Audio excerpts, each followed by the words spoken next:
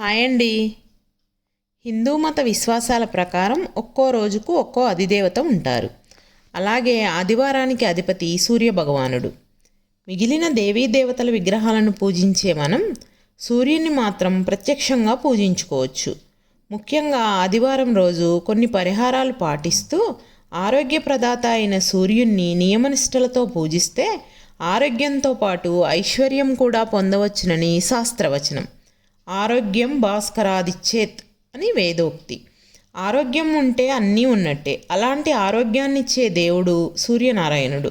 ప్రత్యక్షంగా కనబడే ఏకైక భగవానుడు. అందుకే ఆయన్ని ప్రత్యక్ష నారాయణుడు అన్నారు. అలాగే ఆదిత్య నమస్కార ప్రియ అని ఆయన ఎదురుగా నిలిచి చేతులు రెండూ శిరస్సుపై జోడించి నమస్కరిస్తే చాలు, అడిగినవన్నీ ప్రసాదించే దైవం సూర్యుడు. ఓం ఆదిత్యాయ నమః. నా వీడియో నచ్చితే please like, share and subscribe.